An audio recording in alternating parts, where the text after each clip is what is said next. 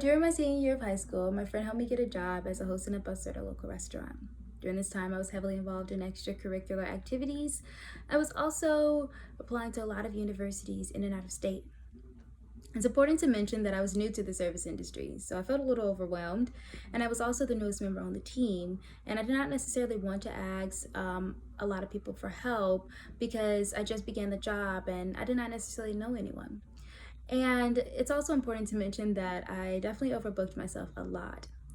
So, a week before I needed to visit a school out of state, I talked with my boss and asked her if I could have the weekend off to visit the school.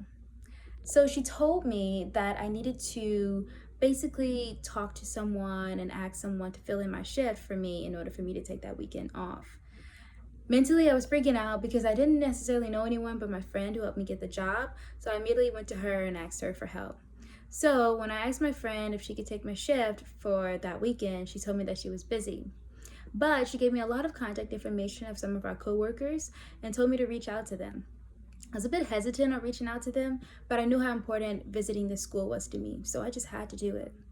So after several rejections, I went to go speak with my boss again and told her all of what happened and how I didn't find anyone who could fill my shift, but I needed to be at this university.